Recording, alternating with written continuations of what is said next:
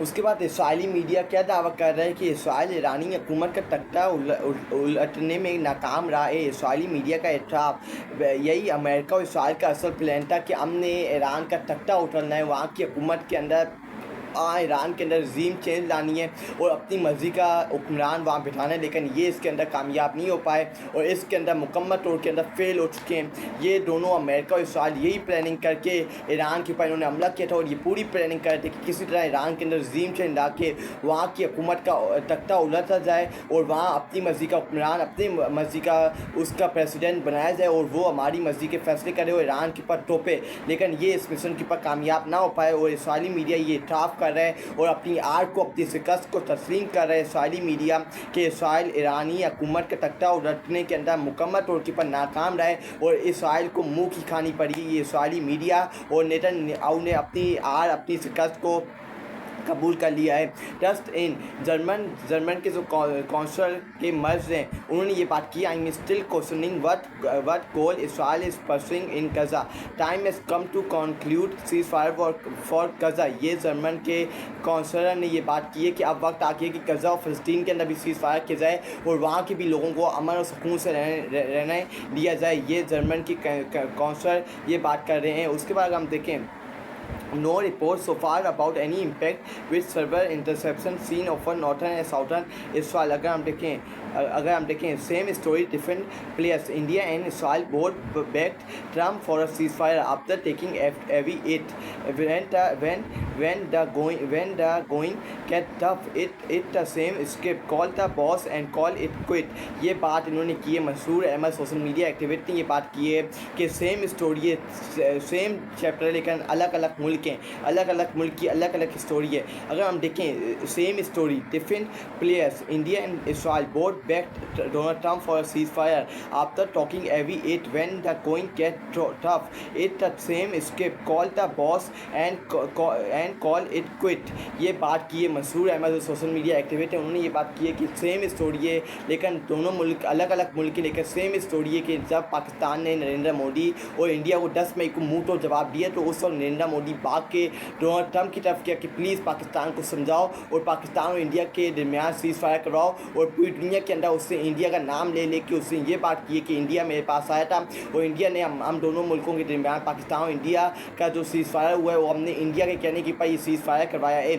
उसके बाद जब पाकिस्तान ने इंडिया को टोका था, इंडिया की असल औकात, असल वैल्यू उसको याद दिलाई थी कि तुमने पाकिस्तान एक गैरतमंद कौम से पंगा लिया है। और दूसरी तरफ ईरान के ऊपर जब इसराइल ने हमला किया था तो ये बड़ी बड़ी बढ़ के माता कि हम ईरान के साथ ये कर देंगे, वो कर देंगे, फलाना कर देंगे, लेकिन जब ईरान ने रिटेलिएट करके इनको मुँह तो जवाब दिए तो इनको इनकी असल औकात, इनकी असल वैल्यू याद आ गई कि इनकी असल औकात, इनकी असल वैल्यू क्या है। देखिए सेम स्टोरी है लेकिन डिफरेंट प्लेयर हैं। नरेंद्र मोदी और जो इसका भाई है बड़ा देशभक्त नेतन्याहू दोनों भागते हुए डोनाल्ड ट्रंप की तरफ गए और इन दोनों नरेंद्र मोदी और नेतन्याहू ने गुजारिश की कि प्लीज़ किसी तरह जंग को रोको, जंग बंदी के ऊपर आमादा हो जाओ। ये है इन दोनों की असल औकात, ये इन दोनों की असल वैल्यू। देखिए दुनिया के अंदर जहाँ मुसलमानों से आप एस्टिमेट करोगे, जहाँ मुकाबला करोगे, मुसलमान आपको मुँह तो जवाब देना जानते हैं क्योंकि आपने मुसलमानों के साथ एस्टिमेट किया, आपने मुसलमानों के साथ पंगा लिया है और ये मुसलमानों के साथ पंगा लेना आपके लिए सबसे बड़ा एक अंधेरी वाली बात थी, एक खिलौना खेल था। आपने मुसलमानों को एक खिलौना समझा हुआ था लेकिन हमने आप खिलौना बना दिया और आपकी असल औकात, आपकी असल वैल्यू आपको याद दिला दी कि आपकी असल औकात, आपकी असल वैल्यू क्या है। अगर हम देखें Trump declares cease fire for brave Iran and Israel just like India and Pakistan. However Iran foreign minister asserted that Israel must stop first and Iran will follow। Now soon Israel, Qatar, Bahrain, Oman, Jordan, Iraq and perhaps Saudi Arabia will demand Nobel Peace Prize for them। ये बात हकीकत है कि अब ये जो जितने मैंने मुल्क के नाम लिए हैं, Israel, Qatar, Bahrain, Oman, Jordan, Iraq, perhaps Saudi Arab भी इसके अंदर शामिल होगा और शायद पाकिस्तान ने पहले नोबेल पीस अवार्ड के लिए डोनाल्ड ट्रंप को नॉमिनेट कर दिया। ये बाकी मुल्क Qatar, Bahrain, Oman, Jordan, Iraq, perhaps Saudi Arab का जो प्रिंस है मोहम्मद बिन सलमान, ये सारे इकट्ठे होकर डोनाल्ड ट्रंप को बोलेंगे कि इसको नोबेल पीस अवार्ड मिलना चाहिए। ये इनकी सलूकात है, ये इनकी वैल्यू है। देखिए ये बिक के हैं, ये मुसलमान नहीं है, इन्होंने अपने मुसलमान बहन भाइयों को सौदा कर लिया है। इन्होंने उस बंदे को वोट देने जो गज़ा फ़लस्तीन के अंदर जुल्म ज़बर करने के अंदर सबसे आगे था। सबसे पहले पाकिस्तान ने इसकी शुरुआत की और डोनाल्ड ट्रंप को नोबेल पीस अवार्ड के लिए नॉमिनेट किया। ऐसा पाकिस्तानी ये मेरे लिए शर्म का मुकाम है कि मेरे मुल्क ने, पाकिस्तान ने, एक इस्लाम के मुल्क ने जो इस्लाम के नाम पे बना था, ला इलाहा इल्लल्लाह मुहम्मद रसूलुल्लाह के नाम पे बना था, उससे डोनाल्ड ट्रंप को नोबेल पीस अवार्ड के लिए नॉमिनेट किया। और ये करना नहीं चाहिए था पाकिस्तान को, डोनाल्ड ट्रंप को नोबेल पीस अवार्ड के लिए बिल्कुल तौर के पर नॉमिनेट नहीं करना चाहिए था और बताना चाहिए था दुनिया को कि ये इसको नोबेल पीस अवार्ड नहीं मिलना चाहिए था। लेकिन पाकिस्तानी रियासत और ये फॉर्म 47 की हुकूमत, ये इन्होंने डोनाल्ड ट्रंप के सामने झुक गए और उनके जो टेबल के ऊपर बैठाया गया था, डोनाल्ड ट्रंप ने इनको खाना खिलाया था फ्री लंच। इमरान खान ने कहा था, इमरान खान की बात याद आ गई कि अमेरिका के अंदर there will be no free lunch, आपको अमेरिका के अंदर फ्री लंच ही मिलेगा। लेकिन इन्होंने फ्री लंच की टेबल के ऊपर बैठ के डोनाल्ड ट्रंप ने इनसे ये मांगा होगा कि आप बस कुछ ना करें, आप बस मुझे नोबेल पीस अवार्ड के लिए नॉमिनेट कर दें।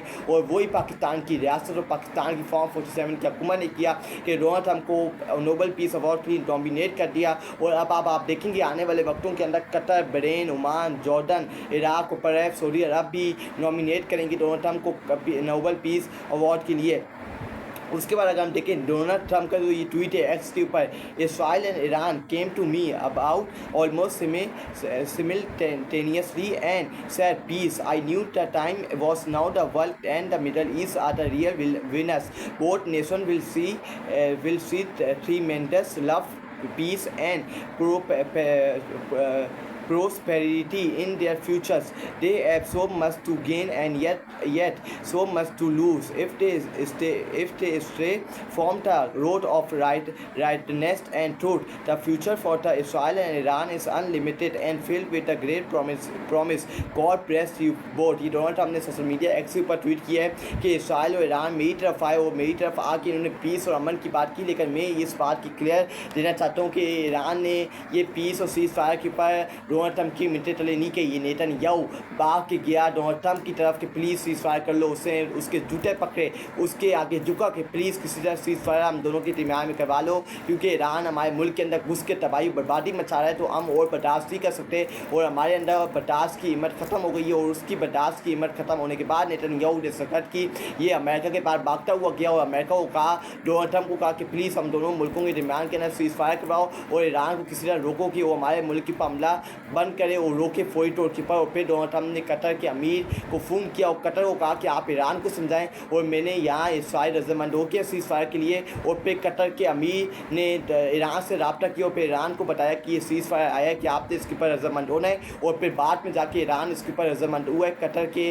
अमीर से बात करने के बाद फिर उन्होंने रोटर से बातचीत की और उन्होंने फिर रजामंदी का इज़हार किया कि अगर इसराइल अपना हमला और अपने जो हमले जारी हैं ईरान के ऊपर नहीं, अगर रोकता नहीं है तो हम भी जारी रखेंगे, अगर वो रोकता है तो फिर हम भी ईरान इसराइल के ऊपर बमबारी रोकेगा और फुल स्टॉप लगा देगा। उसके बाद अगर हम देखें फतह मुबारक और सैयद, ईरान ने साबित कर दिया है जीत हमेशा हक की होती है। अमेरिका और इसके पालतू इसराइल ने गंदे घुटने टेक दिए हैं, ये बात हकीकत है। और मुबारकबाद देना चाहता हूँ अपने ईरानी ब्रदर्स को कि आप ये जंग जीत चुके हैं। आपने इसराइल नेतन्याहू सकत का मुँह काला किया है और आपने डोनाल्ड ट्रंप उस समेत आपने डोनाल्ड ट्रंप और अमेरिका का भी मुँह काला किया है। और इन वक्त की यजीदों फ़िरौनों के सामने आपने अपना सर नहीं झुकाया और मुंह आंखों में आंखें डाल के आपने मुकाबला किया। ये आपकी सबसे बड़ी जीत है और अपनी जीत आप बनाएं, इसको सेलिब्रेट करें, क्योंकि आज आपके लिए सबसे बड़ी जीत है। आप इसको हिस्ट्री के अंदर रिमेंबर रखा जाएगा कि ईरान ने अमेरिका और इसराइल को ईरान ने मिल के इन दोनों मुल्कों को नाजायज़ उलाट इसराइल और जो अमेरिका, इन दोनों को आंखों में आंखें डाल के मुँह तो जवाब दिया है और इनकी यजीदियत और फ़िरौनियत के सामने नहीं झुके। फतह मुबारक और सैयद, ईरान ने साबित कर दिया कि जीत हमेशा हक की होती है, क्योंकि जब अल्लाह ताला ने कुरान पाक के अंदर फरमाया है कि जो बंदा हक के रास्ते पे खड़ा होगा उसकी हमेशा जीत होगी और अल्लाह ताला उसका साथ देगा। ईरान ने साबित कर दिया है कि जीत हमेशा हक की होती है। अमेरिका और इसके पालतू इसराइल ने घुटने फेंक दिए और ये इनकी असल औकात थी। और ये मैं पहले ही बता दिया था कि इनकी औकात नहीं है कि मुसलमानों के साथ मुकाबला कर पाएँ, क्योंकि ये इनके अंदर इतनी ज़रूरत हिम्मत नहीं है, इनका कोई ईमान नहीं होता। और मुसलमानों के पास ईमान की ताकत होती है, उनका अल्लाह के ऊपर पूरा यकीन होता है और अल्लाह के ऊपर यकीन करके अल्लाह का नाम लेके वो जंग के अंदर जाते हैं और कोई काम शुरू करने से पहले वो अल्लाह का नाम लेते हैं तो अल्लाह ताला उनकी मदद करता है और अल्लाह ताला राय हक़ पे खड़े होने वालों की हमेशा मदद करता है, उनको कभी अकेला नहीं छोड़ता। हुज़ूर हक़ के खिलाफ जाते हैं, अल्लाह ताला उनको तबाह व बर्बाद कर देता है। उसके बाद जवाबी रद्द-ए-अमल देकर ईरान अमेरिका को ये पैगाम देना चाहता है कि हमला होगा तो हम जवाब देने की पूरी सलाहियत और ताकत रखते हैं, लेकिन अगर जारियत बंद हो जाए तो हम बातचीत के लिए भी तैयार हैं। मुसाहिद हुसैन सैयद ने ये बात की है कि ईरान जो जवाबी हमला किया अमेरिका के ऊपर, ये अमेरिका को ये पैगाम देना चाहते हैं कि जो अगर तुम हमारे मुल्क के ऊपर हमला करोगे, अगर तुम हमारी गैरत के ऊपर हमला करोगे, हमारे मुल्क के ऊपर, हमारे न्यूक्लियर प्रोग्राम के ऊपर हमला करोगे, तो हम भी गैरत रखते हैं और हमें भी जवाब देना आता है और हमारे पास भी सलाहियत है कि हम तुम्हें मुँह तो जवाब दे पाएँ। उसके बाद ताकत रखते हैं, लेकिन अगर जारियत बंद हो जाए तो हम भी बातचीत के लिए टेबल के ऊपर बैठने के तैयार हैं और बातचीत से मामला हल करने के लिए हम मुकम्मल तौर पर तैयार हैं। ये ईरान ने अमेरिका को मुँह तो जवाब दिया और उनको बताया कि तुम्हारी हमारी नज़र के अंदर असल औकात, असल वैल्यू क्या है।